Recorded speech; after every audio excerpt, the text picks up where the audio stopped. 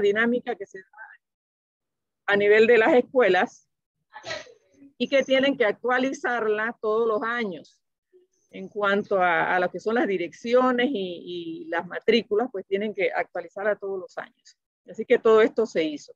En total, las escuelas que se van a intervenir por Caja de Seguro Social son 1.552, 352 que son de nivel primario y una matrícula aproximada de 360,000 alumnos.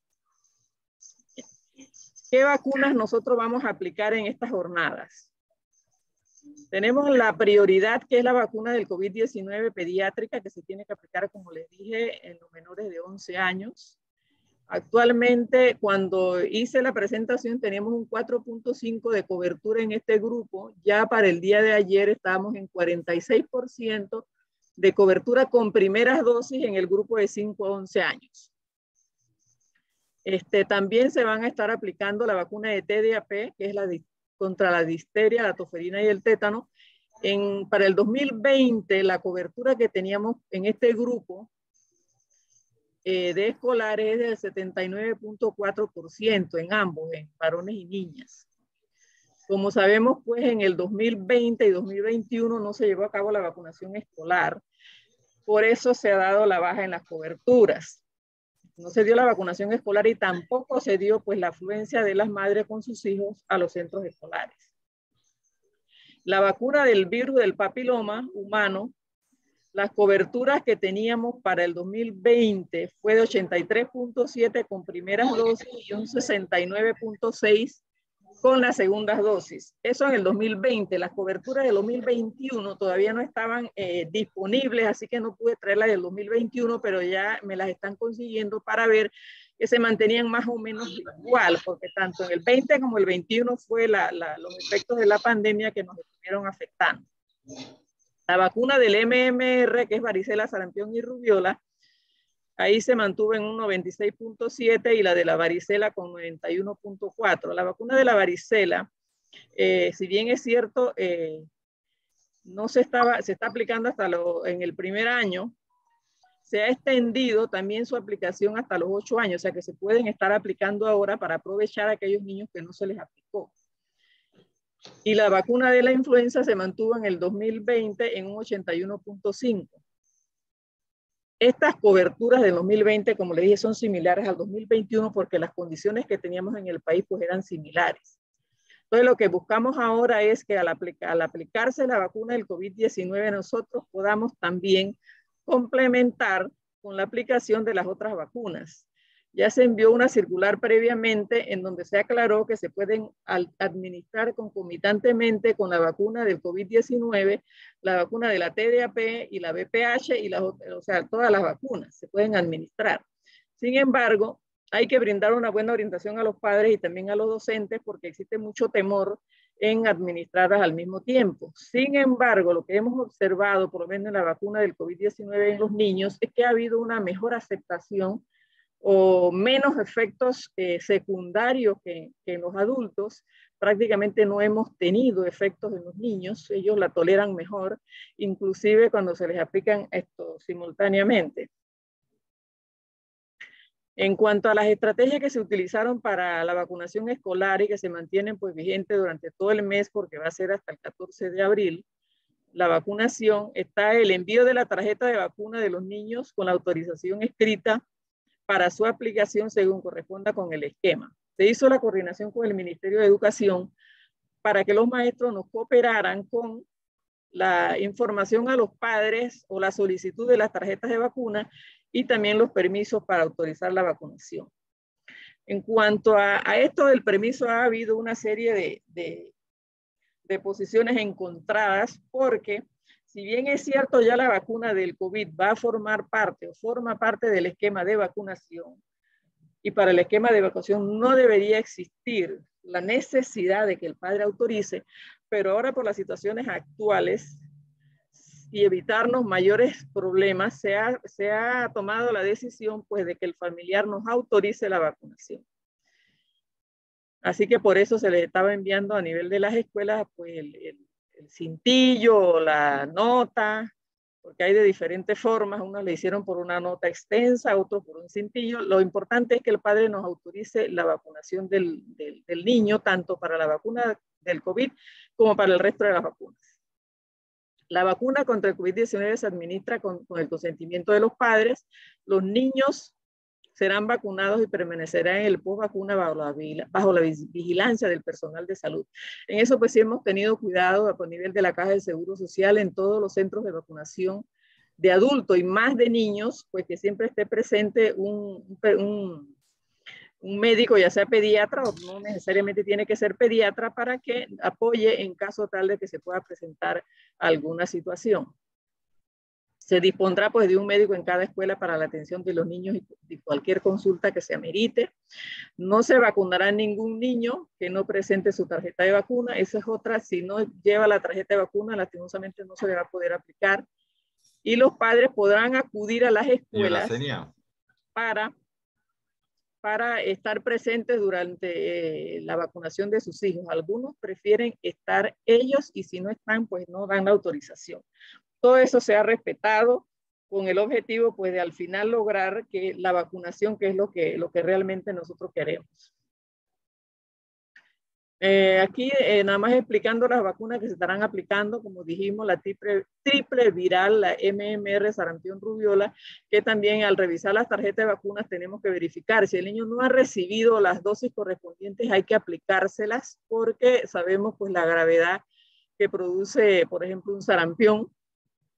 Afortunadamente está prácticamente erradicado en Panamá, pero de todas maneras tenemos que estar siempre alertas y tratar de mantener las coberturas lo más alta posible.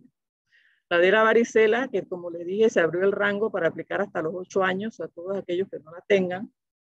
La TDAP, el VPH, a niños y niñas, primera dosis y la segunda dosis a los 6 meses. Ahí se abrió el rango para aplicar hasta los 14 años. Considerando la misma situación de que van 2 años en donde no se aplicó y tampoco fueron llevados los niños a vacunarse, así que hasta los 14 años se va a estar aplicando la vacuna del virus del papiloma humano para tratar de abarcar pues a todos aquellos. El refuerzo de DPT al que no lo tenga y pues la vacuna del COVID-19, la pediátrica de 5 a 11 años, 2 dosis, y la pediátrica de adulto que se aplica a partir de los 12 años a los niños de las escuelas secundarias, del nivel premedio y medio. Así que estas son las vacunas que básicamente se van a estar aplicando. Se ha conversado con las enfermeras que es importante que lleven pues todas las vacunas y revisar las tarjetas, orientar a la madre si está en el momento sobre las vacunas que se le están aplicando, despejar cualquier duda para evitar pues incidentes que después crean, ¿no?, esa inseguridad de los padres en cuanto al personal de salud. Así es que, repito, pues es importante el apoyo que nos pueda brindar todo el programa materno-infantil, que están a nivel nacional. Ya en Los Santos nosotros solicitamos el apoyo porque había alguna dificultad en una de las escuelas. En Colón también, ayer en el Instituto Nacional también nos apoyó uno de los médicos de la Subdirección de Atención Primaria, y así sucesivamente. Es una cuestión pues de trabajo en equipo y de apoyarnos todos. La vacunación es una actividad transversal que prácticamente abarca todos los programas, el programa infantil, el programa maternal, el programa de adultos. Todos los programas tienen que ver de una u otra forma con la vacunación. Acá, en cuanto a la parte de los funcionarios de salud, también nos encontramos en eso, dando el seguimiento a la vacunación de los funcionarios. Ha mejorado notablemente.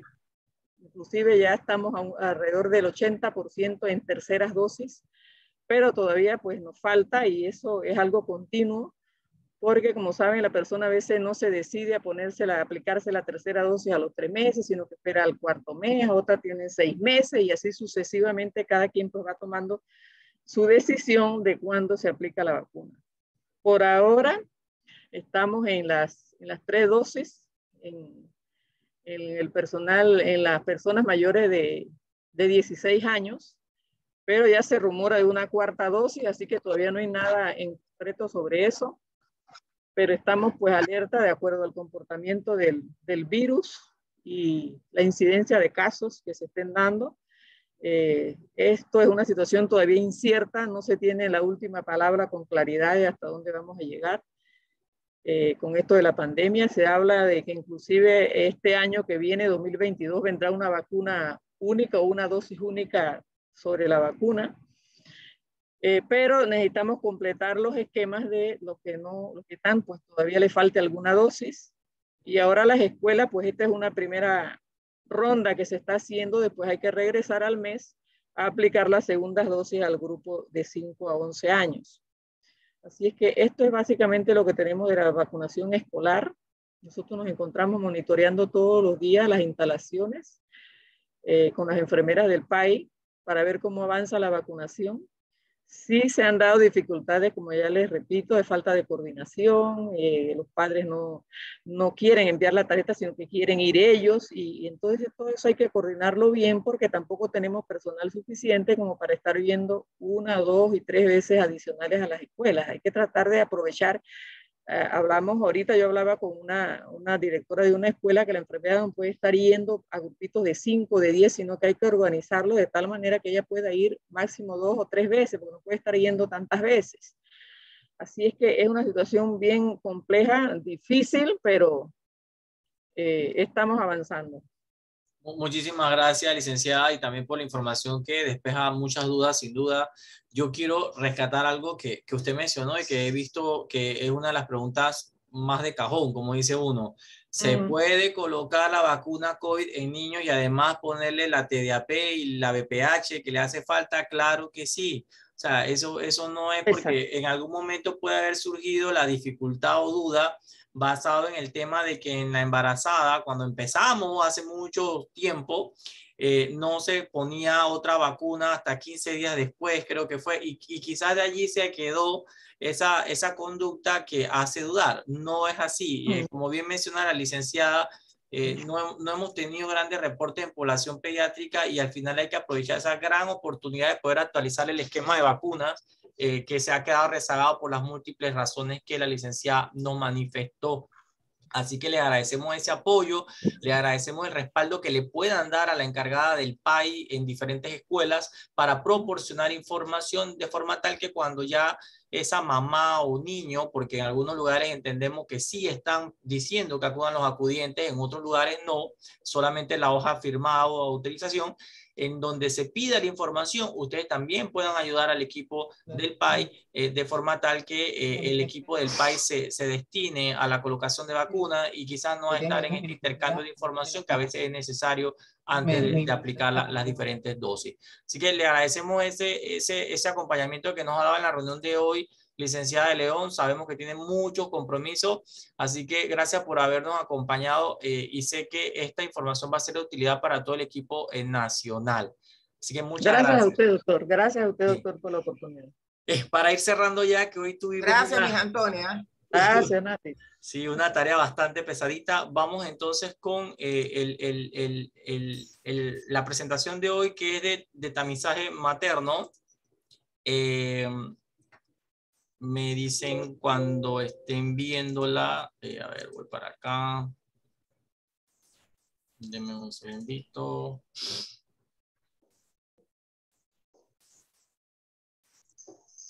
Ok. Me avisan si ya la están viendo. Sí, sí. Déjenme ver ahora yo acá también a ver si la puedo. Sí. Listo, doctor. Ya se ve. Perfecto. Sí, muy bien. Entonces, póngalo en modo presentación, doctor. Según mi persona, ¿ya la están viendo en presentación o todavía no? Todavía. ¿Ya? Todavía.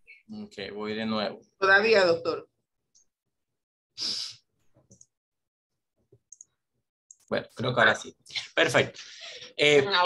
Comenzando esto, quería primero dejarles la información de que, si bien es cierto, nosotros hablamos de tamizaje, muchas veces etiquetamos los nombres, ¿no? Tamizaje bioquímico, tamizaje materno.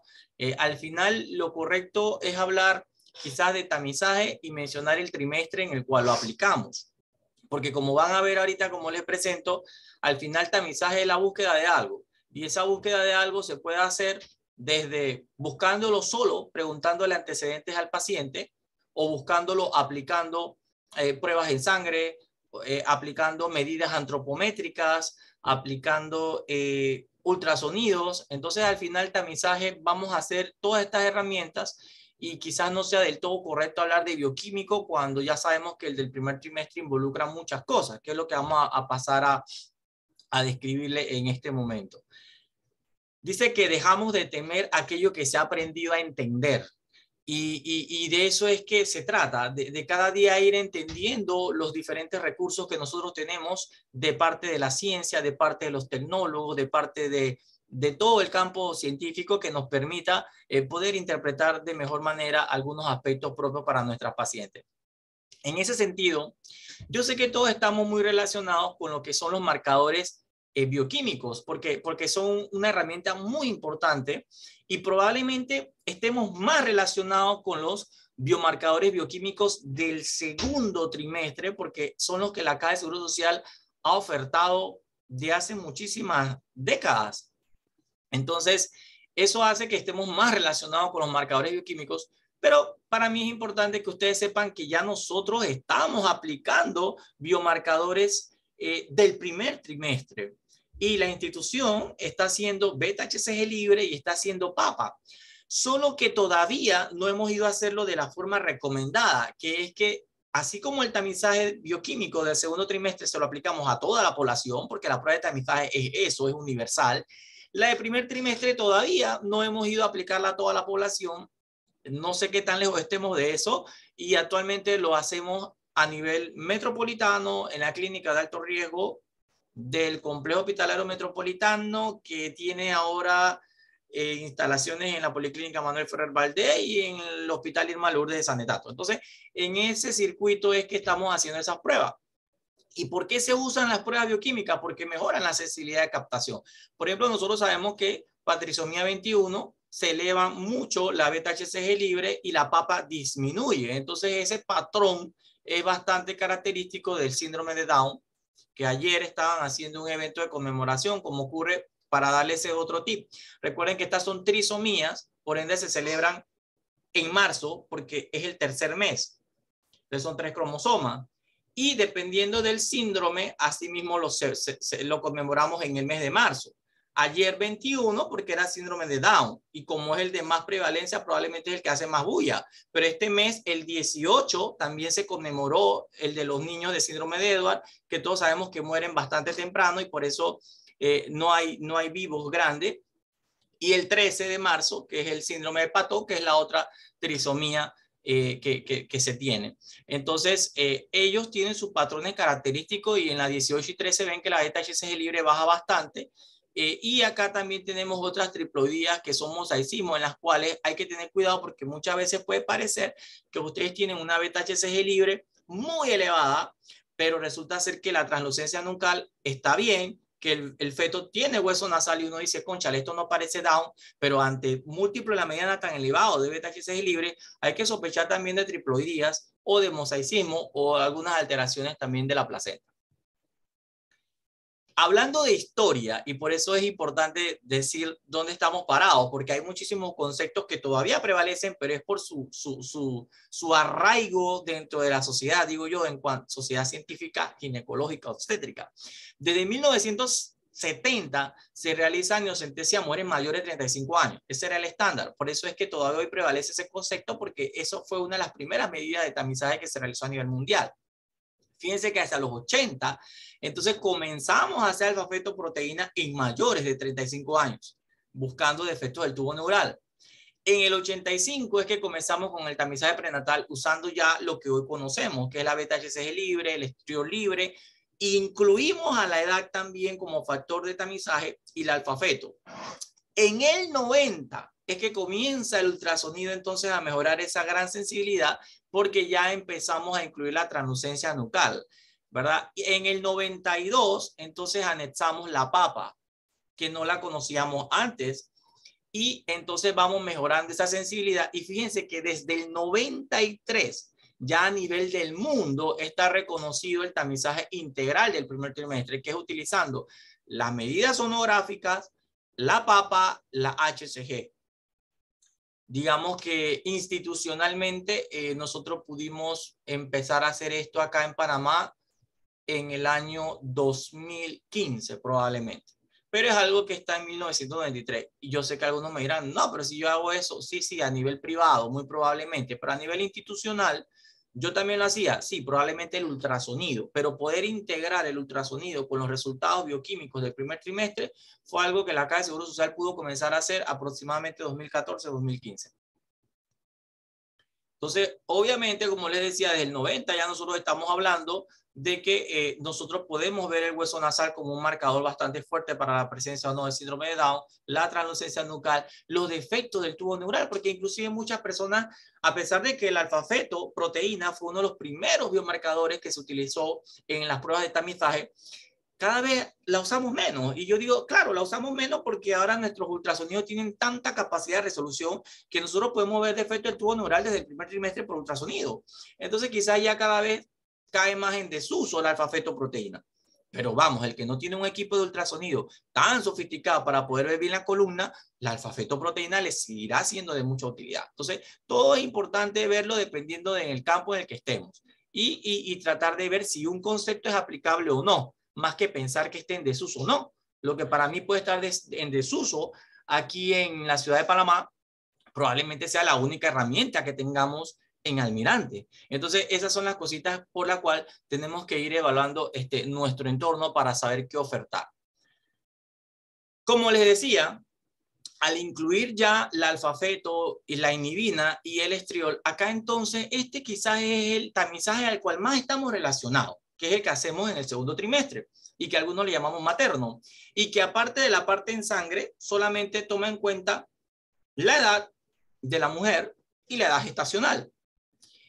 Bien importante destacar varias cosas. ¿Es mejor que la sensibilidad del tamizaje del primer trimestre? Nuestra respuesta o la respuesta científica es contundente. No es mejor. Hoy por hoy, el mejor tamizaje en cuanto a sensibilidad y especificidad para detección de todos estos síndromes es el primer trimestre. Sin embargo, no todas las mujeres se acercan a una instalación de salud en el primer trimestre. Entonces yo no puedo decir que el tamizaje del segundo trimestre no sea de utilidad. Claro que es útil. Ante aquella que no se pudo tamizar en el primer trimestre, claro que es muy útil. Ante aquella que no tuvo los recursos económicos para costear el estudio del primer trimestre, claro que sigue siendo útil. Pero entonces yo quiero que ustedes también se ubiquen en su entorno a la hora de hacer la consejería. Porque ¿qué ocurre? La Caja de Seguro Social ha avanzado en tratar de tener el triple marcador. Pero yo también he visto reportes del interior de la República en el cual solo hay 2 biomarcadores. Entonces ustedes tienen que estar conscientes de la prueba que se le hizo a su paciente. ¿Por qué? Porque la sensibilidad del triple marcador es aproximadamente de un 60 a 70%, pero de 2 marcadores es casi que un 50%. Entonces no es una buena prueba cuando el resultado es 2 biomarcadores. Ah, doctor, entonces eso no sirve, mejor no mando nada. ¿La paciente tiene algo mejor que ya se le hizo? No. ¿Usted puede echar el tiempo para atrás? No. Entonces eso es mejor a no hacer nada. Pero tenemos que estar claros en que la interpretación también tiene que ser clara. O sea, a mí me llega un tamizaje que dice que la mujer tiene un alto riesgo para síndrome de Down con 2 biomarcadores. De entrada yo tengo que saberle explicar a la paciente que la prueba que ella logró hacerse no tiene una sensibilidad tan alta y que necesitamos complementar ese estudio para verificar si ese resultado es real. A diferencia de cuando nosotros hacemos el tamizaje materno el segundo trimestre con 4 biomarcadores, en el cual la sensibilidad ronda el 80%. ¿Eso lo tenemos a nivel institucional? No. ¿Eso lo tenemos a nivel privado? Sí, lo tenemos a nivel privado, pero obviamente tiene mayor costo. Entonces, esto es muy importante que ustedes lo vean. Sensibilidad del tamizaje cuando solo usa 2 biomarcadores es casi que una moneda al aire. Si usamos 3 biomarcadores, probablemente esa sensibilidad se ubique en un 60, en un 70%, y si hacemos cuádruple marcador, que no lo tenemos a nivel institucional, entonces allí tendríamos una mucha mejor sensibilidad. Ok, ahora, ¿qué otros factores influyen en estos marcadores de aneuploidía? Sin duda va a estar la recolección y almacenamiento, la variación temporal y esos factores de corrección que nosotros utilizamos a través de los diferentes sobres que usamos para la interpretación. Entonces, eso hace que nosotros también podamos ver muchas veces que usted tenga un tamizaje de primer trimestre en el cual no tiene un patrón para pensar en síndrome de Down porque la papa no está muy baja y la beta-HCG no está libre, pero resulta ser que la papa salió muy baja. Bueno, entonces hay que tener mucho cuidado porque hay estudios que hablan de la relación de esto con la aparición de preeclampsia temprana o, por ejemplo, la aparición de restricción del crecimiento intrauterino. Entonces, ahí es donde yo les empiezo a decir que hoy por hoy el primer trimestre es uno de los pocos tamizajes que nos puede predecir riesgo de aparición de preeclampsia, de aparición de otras enfermedades. Y ojo con eso, porque el que está estudiando me puede decir, doctor, pero las recomendaciones de ACOG son que la predicción de preeclampsia es usando factores de riesgo. Pues sí, si usted no tiene más nada que utilizar, use los factores de riesgo, siga viendo si la paciente es obesa, siga preguntándole si ya tuvo preeclampsia en el embarazo anterior. Sí, si usted no tiene más nada, pregúntele eso. Y en base a esa información histórica, pues le puede poner o no el riesgo de aspirina. Y yo les pregunto a ustedes, sobre todo a los que controlan embarazo, si ustedes usaran los criterios de ACOG para recomendarle aspirina a la paciente para la prevención de preeclampsia, pues yo diría que le tendrían que poner aspirina a todas, porque yo no conozco ya en el control prenatal alguna mujer que no tenga uno de los factores de riesgo que diga esa tabla de la ACOG, pero entiendo también que si es el único recurso que ustedes tienen, pues les toca usarlo. Ahora, si la paciente tiene el acceso a poderse hacer un screening en el cual yo pueda predecir más objetivamente el riesgo de preeclampsia, pues para eso se puede. Y entre ellos no solamente está usar los biomarcadores, sino también la información sonográfica que proporciona las arterias uterinas y el Doppler. Que el Doppler de las arterias uterinas no es tan predictivo. De forma aislada no, ni lo discutamos. Probablemente es una moneda al aire. Lo que estamos diciendo es que en un tamizaje de screening en la que usted suma los datos antropométricos, eso que dice la ICO que hay que tomar en cuenta, los datos sonográficos, incluyendo el Doppler de la arteria uterina, y el biomarcador que habla del factor protector o del crecimiento placentario, pues vamos, ahí sí tenemos una sensibilidad altísima para predicción o no de preeclampsia, o decir usted va a tomar aspirina o decirle, sabe que usted puede tener todos los factores de riesgo habido y por haber, pero este embarazo no hay riesgo, así que por ende usted no va a tomar aspirina. Entonces, eso es importante que lo vean porque ese es el escenario al cual nos ha llevado el tener que hacer todo este montón de pruebas. Entonces, muchas veces pasa, cónchale, tiene la alfa-fetoproteína elevadísima y yo no encuentro un defecto del tubo neural. Es que mi ultrasonido es lo máximo y yo no veo ninguna alteración del tubo neural. No olvidar que alfa-fetoproteína es defecto de pared. O sea que no solo es espina bífida, hay que buscar defecto de pared abdominal también. Hay que buscar otro tipo de defectos de pared. Pero aunque no existan, no deje de preocuparse porque la alfa-fetoproteína salió muy alta. De hecho, hay muchísimas publicaciones que lo correlacionan con resultados perinatales adversos, muertes fetales intraútero y restricción de crecimiento uterino muy temprano. Entonces, no es que, no le encontré ningún defecto, pero el alfa-feto salió en 3 múltiplos de la mediana y, bueno, no pasa nada. No, hay que darle un seguimiento estrecho por este tipo de publicaciones que hablan de esta asociación, igual que pasa con una papa alterada. Inclusive, como ustedes pueden ver, a veces pasa que me podrían decir, oigan, pero la HCG salió altísima y yo no vi riesgo de síndrome de Down. Sí, y de hecho les comentaba que hay que pensar también en alteraciones de mosaicismo, en triploidías, pero también se correlaciona con hipertensión, parto pretérmino, patología placentaria, RCU, PEC, óbito. Entonces, al final, esa es la razón por la que quienes quieren ver el beneficio de estas pruebas de tamizaje de forma aislada pueden terminar enterrándolas. Pero es que lo que pasa es que de forma aislada no es que logramos el beneficio de la información, sino integrándolos. Y por eso es que hoy en día nosotros usamos el software de integración en la que no solo sumamos una parte, sino que tomamos en cuenta los datos demográficos. Es más, el software comienza preguntándote, ¿es europea? ¿Es mestiza? ¿Es india? ¿Es de África? ¿Es escandinava? ¿Es de Asia? Me disculpan. ¿Por qué? Porque al final sabemos que la raza es un punto importante. También tomamos en cuenta los datos del ultrasonido, sí, porque sabemos muy bien el peso que significa la translucencia nucal para el riesgo de aneuploidía, el peso que significa la presencia o no del hueso nasal, la importancia de si existe regurgitación tricuspidia o no en ese feto, la importancia de ver que el ducto venoso tenga una adecuada morfología, la importancia de ver que el Doppler de la arteria uterina no me represente un IP elevado, la importancia de ver la longitud cervical y ver la predicción de riesgo de parto prematuro. Todo eso lo podemos integrar en este software. Además de eso, agregamos el tamizaje bioquímico, en el cual evaluamos la beta-HCG libre, que es más sensible que la beta-HCG total. Me faltó aclarar eso. En el tamizaje materno del segundo trimestre, nosotros medimos el beta-HCG total. Acá, en el primer trimestre, medimos la fracción beta-HCG libre, que es mucho más sensible para la detección de síndromes. Vemos el I2 ratio de cada marcador y obviamente lo ajustamos de acuerdo al peso, si tiene tabaquismo, si es diabética, si tuvo preeclampsia en el embarazo anterior, si su mamá desarrolló preeclampsia en el embarazo previo, si tuvo un bebé con bajo peso en el embarazo anterior. Entonces, como ustedes están viendo, si ustedes buscan cómo recomienda la ECO tamizar el riesgo de preeclampsia, ellos nada más lo recomiendan usando los datos demográficos o los antecedentes. ¿Eso puede ser más sensible que esta prueba? Los estudios científicos dicen que no.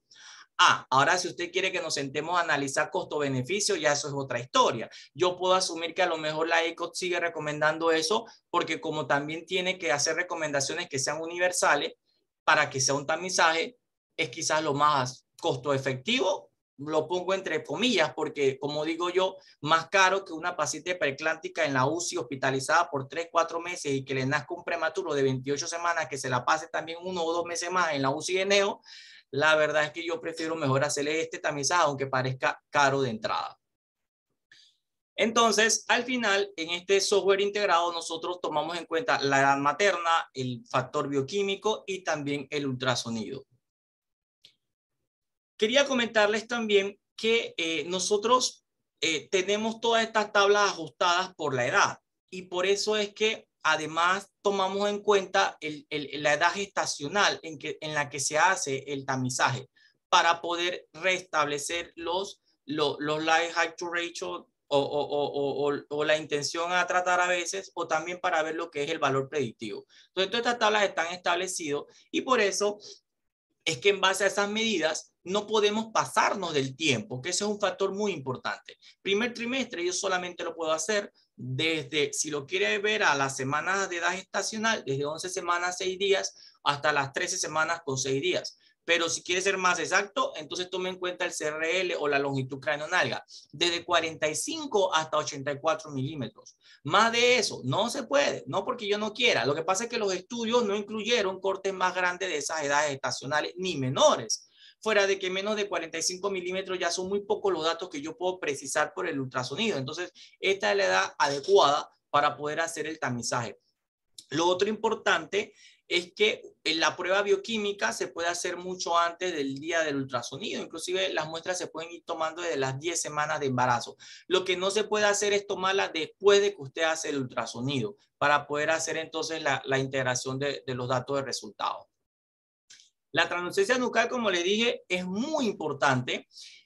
Lo importante es también hacerlo de la forma adecuada. A veces ustedes saben muy bien que para poder cumplir con los estándares que le permitan una medición precisa, usted no me puede hacer una imagen como esta que no esté ampliada. La posición tiene que ser sagital. Y lo otro es que el área que usted va a medir tiene que estar totalmente ampliada y tomar calíperes internos con el interno como lo puede precisar en esta medida de acá. Si no se hizo así obviamente vamos a tener mayores errores en cuanto a la interpretación, y no es que el tamizaje no sirva, sino que no se usó la técnica adecuada para medir on-on o calipers on-to-on, que es lo que significa in acá, o que el feto esté en posición neutra, no que tenga la cabeza muy hiperextendida o que la tenga muy flexionada, porque todo eso va a alterar la prueba. ¿Y cómo hago para que el feto no hiperextienda o flexione mucho la cabeza? Pues que usted no puede mandar el feto. Entonces, por eso es que estos estudios nos demoran tanto a veces, porque a veces uno tiene que depender de la buena voluntad del feto que permita una pose adecuada o algún tipo de movimiento que haga que a veces el líquido amniótico lo haga oscilar y él retome entonces una posición que no sea mucho más factible para que la medida cumpla el objetivo. Con respecto al hueso nasal, como pueden ver, tiene que estar ampliado. Nosotros sabemos lo importante que es esto para cálculo de riesgo de trisomía 21. Fíjense que en niños euploides la ausencia del hueso nasal es bastante baja, pero existe. Hago la aclaración porque aproximadamente un 3 o un 5% de población euploide con cromosomas normales tiene positivo que no tenga hueso nasal sin tener la enfermedad. Y muchas veces eso predomina, y por eso es que este software pregunta mucho lo de la raza en población negra o en población asiática, sobre todo de China. Pero sí sabemos que aproximadamente el 60% o más de los fetos con trisomía 21 tienen ausencia del hueso nasal. Por eso es que es un marcador tan fuerte para lo que es la captación. En cuanto al ducto venoso, esto cada vez cobra más importancia, porque inicialmente nosotros pensábamos, cuando digo nosotros me refiero a los que comenzaron a investigar esto, pensaban que el ducto venoso alterado se correlacionaba con aneuploidía o síndrome de Down, y en efecto sí. Pero hoy en día sabemos que no solamente con eso. Entonces, si usted ve que el ducto venoso está alterado, también hay que pensar en cardiopatía. Y de hecho, este es el marcador más temprano que existe para la sospecha de una cardiopatía compleja. Por eso hoy lo seguimos haciendo, pero hay que hacerlo con una técnica especial. Es bien dificultoso hacerlo porque depende también de que el feto no se esté moviendo tanto, de que tenga local hiper con la distancia adecuada, de que la amplitud de medición sea estrecha de forma tal que no se te contamine, porque el área donde está el ducto venoso también hay circulación vena porta y puede contaminar, haciendo ver que hay onda reversa que realmente no es real, a diferencia de acá que parece bastante real. Entonces, de allí es que sale el rol del ducto venoso, y les comentaba que en los casos en los que tenemos alteración, ya no solo estamos pensando en triploidía o aneuploidía, sino que también pensamos hoy como un marcador de cardiopatía. Este es el otro, que es la regurgitación tricúspidea, y que, como les mencionaba, se ve así cuando es positiva. Es un marcador de aneuploidía también muy fuerte, y por eso también lo usamos en este screening de primer trimestre. Esto es una onda normal. Acá podemos ver una verdadera regurgitación y tener cuidado que no estemos midiendo otra válvula que no sea la tricúspide, porque pudiésemos tener alteraciones de la morfología asociada a una no adecuada medición. Entonces, fíjense que si yo tomo en cuenta el hueso nasal ausente, miren la posibilidad que tengo de tener un bebé con síndrome de Down con un ducto venoso anómalo con una regurgitación tricúspidea. ¿Y por qué les pongo todo esto?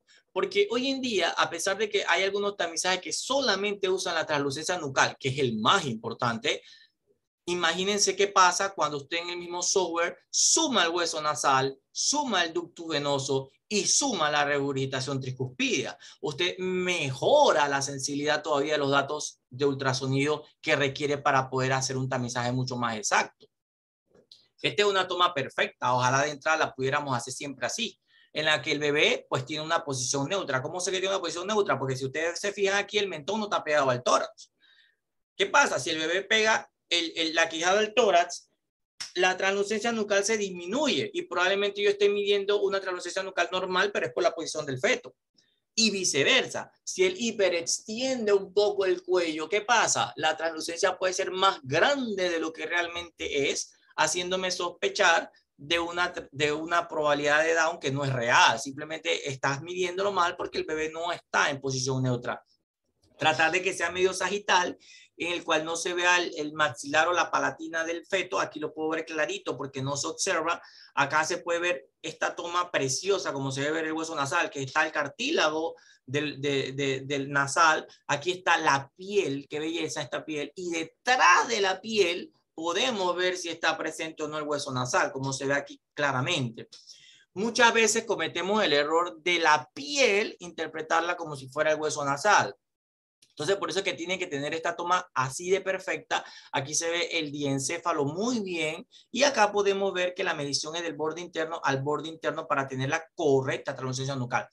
Hoy en día también, con menos sensibilidad, tengo que reconocerlo, nosotros medimos también la translucencia intranucal, que es esta que está acá. ¿Por qué? Porque sabemos que los fetos que tienen alteración de la columna o de la espina, ellos colapsan la fosa posterior donde está el cerebelo y la cisterna magna, y por ende este espacio está completamente reducido. Y muchas veces ese es nuestro primer biomarcador, o mejor dicho, marcador sonográfico de que tenemos una alteración del tubo neural. Entonces, en resumen, ahora voy a ponerles esta tabla completa para que vean por qué hice tanto énfasis en si usted suma o no suma pruebas. Antes se tamizaba por edad. Ese fue el primer tamizaje que le aplicaron a todas ustedes, y no me vayan a decir que no. Ah, tienes más de 35 años, tienes un riesgo alto para tener síndrome de Down. Ese es el primer tamizaje que le hacemos a todas las mujeres. No te preñes después de los 40 porque hay un riesgo alto de que te dé síndrome de Down. Sí, señores, probablemente en los tiempos de antes esa era la única herramienta que teníamos de tamizaje. Pero miren cuánto es la sensibilidad de eso para detección de síndrome. 30%. Entonces, cuando ya comenzamos a agregar la edad materna más la bioquímica, que eso es lo que les hablé que hace la Caja de Seguro Social en el segundo trimestre, esa sensibilidad va del 50 al 70. Y obviamente eso se lo expliqué en el sentido de si usted usa 2 marcadores, o usa 3 biomarcadores, o usa los 4, que a nivel institucional no lo tenemos. Pero cuando usted agrega ahora la edad materna, la translucencia nucal, que se comenzó a hacer bien fuerte desde 1990, la sensibilidad sube casi a 80. Y cuando agregamos ahora los biomarcadores, la beta-HCG libre y la PAPA, nos acercamos casi a un 90% de detección. Y cuando además agregamos otros marcadores sonográficos, aparte de la translucencia nucal, como es el hueso nasal, la regurgitación tricúspida, el ducto venoso, la sensibilidad sube a 90-92%. Y si agregamos acá, como lo podemos observar, otros elementos más del suero materno, podemos llegar hasta un 95%. Hoy por hoy, la utilización también del factor de crecimiento placentario para predicción de preeclampsia nos eleva la sensibilidad del tamizaje hasta un 95%. Imagínense una prueba de tamizaje con tanta sensibilidad. No hay nada que lo supere. Entonces, aquí no es el tema de que usted me discuta a mí que el tamizaje bioquímico tiene una baja sensibilidad. Para mí es importante que usted lo sepa, pero si es lo que usted le puede ofertar a esa paciente y es lo mejor que está al alcance de ella, es mejor que tenga eso a que nada más la siga tamizando por edad, ¿no le parece? Entonces es de eso que se trata, más que de echarle tierra a una prueba versus otra. Yo no voy a discutir con nadie que un tamizaje integrado es lo mejor, pero si usted no se lo pudo hacer porque empezó tarde o porque ella no tenía el recurso o porque el equipo ultrasonido de la policlínica estaba dañado, bueno, entonces no nos queda de otra que hacerle el tamizaje materno del segundo trimestre. Lo otro importante que quiero dejarles claro también es que cuando nosotros hacemos ultrasonido, nosotros no solamente estamos buscando marcadores sonográficos. O sea, nosotros no solamente estamos buscando hueso nasal y estamos buscando translucencia nucal. Nosotros también observamos otras cosas que nos hagan sospechar de algún problema. Por ejemplo, si yo estoy haciendo un ultrasonido y yo observo que el bebé está totalmente edematoso, que tiene ascitis, que tiene fusión pleural, que además de eso tiene alteración del istmo aórtico y otras cosas más, yo puedo sospechar de una infección fetal. Y muchas veces termina pasándoles a ustedes que van a hacer un ultra y ven un chiquillo totalmente en anasarca, un feto, perdón. Obviamente, inmediatamente lo primero que uno le entra a la cabeza es vamos a hacer pruebas infecciosas de entrada. No olvidar también que ante cuadros así también hay que sospechar de cardiopatía.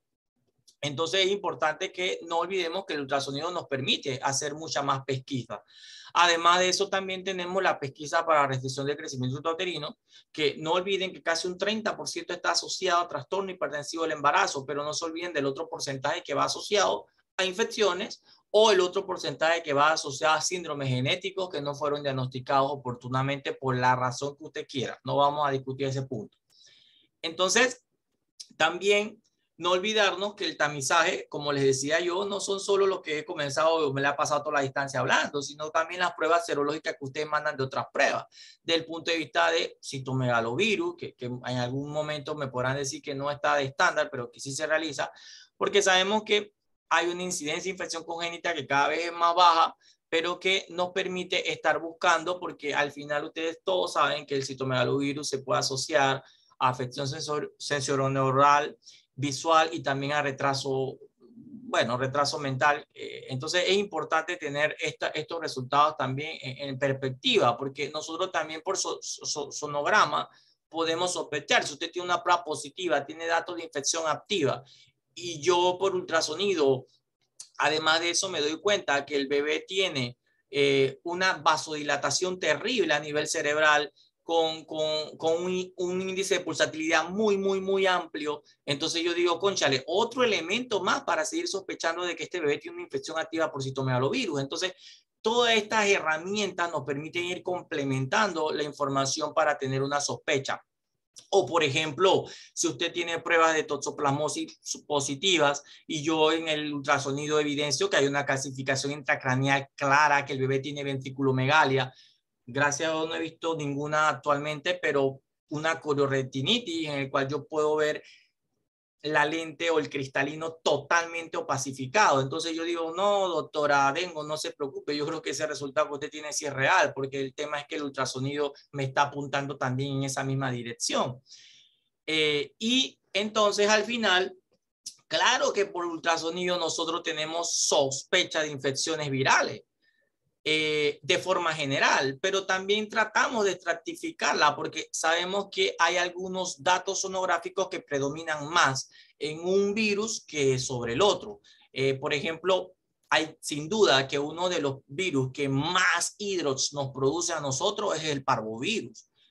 La caja tiene la capacidad de hacer esa detección. Tenemos también que el citomegalovirus, como le mencionaba, con la parte retinal, la parte de calcificaciones cardíacas, hidrocefalia, versus la rubiola, que también se me asocia a microcefalia y otros aspectos de micronatia que no son por síndrome, sino que son por una infección. Gracias a Dios, yo en mi carrera corta que llevo nunca he visto un cuadro de rubiola congénita, pero debe ser identificable cuando uno ve tantos hallazgos sonográficos que permiten entonces hacer esta sospecha diagnóstica. Hay un conjunto de signos también sonográficos que nos permiten hacer una sospecha sobre, como les mencionaba, el síndrome de Edwards. Entonces, al final usted empieza a sumar. Tenemos una prueba bioquímica que sin duda tamiza trisomía 18, y si el estructural del segundo trimestre revela un gran conjunto de alteraciones como las que tienen en la tablilla que están viendo ahorita, la probabilidad aumenta. Nosotros sabemos que, por ejemplo, trisomía 18 se caracteriza por tener alteraciones de la pared abdominal, por tener restricción de crecimiento temprana, por tener hernia diafragmática también, ventriculomegalia y el famoso cráneo en fresa. Entonces, toda esta forma del talón, como la ven acá, que parece, dice la descripción, como pie en mecedora, porque así más o menos son las mecedoras. Entonces, la otra forma que los bebitos con trisomía 18 no extienden los dedos adecuadamente, a veces lo tienen más así como en garra, que son otros los fenómenos descritos. Entonces, toda esta sumatoria de hallazgos sonográficos junto a la prueba bioquímica nos aumentan la probabilidad y obviamente justifican una prueba invasiva que haga o descarte el diagnóstico definitivo. Igualmente ocurre con el Turner, en el cual cuando ustedes tengan un higroma quístico es una alta probabilidad de que sea un Turner y que sea un feto femenino. Aunque el que sea masculino no lo descarta, porque también tenemos otro síndrome que no necesariamente son Turner asociados a higroma en fetos masculinos. Y la trisomía 13, que es una de las más caóticas, sobre todo por las alteraciones cerebrales que hace. Por ejemplo, acá ustedes pueden ver la holoprosencefalia marcadísima, no hay división del hemisferio en dos, y prácticamente que pues ese diencéfalo nunca se dio las divisiones propias de las vesículas primitivas cerebrales, del romboencéfalo y otras. Entonces, al darse esta holoprosencefalia tan severa, obviamente vienen todas las que son las alteraciones de la hendidura facial. Entonces podemos ver, en vez de dos ojos, con un solo ojo o tipo ciclopia o cíclope, podemos ver la probóscides a veces que no hace ni siquiera boca. Entonces, nosotros medimos la distancia de los bordes exteriores de los ojos o de las órbitas y los internos para ver si tenemos entonces algunas alteraciones con respecto a la posición también de los ojos, para ver si hay hipertelorismo y otras cosas más. Entonces, en resumen, yo les diría que el tamizaje no solo busca la parte sonográfica, no solo busca la parte bioquímica, sino es un complemento de todo. Y de eso se trata entonces el éxito de la prueba.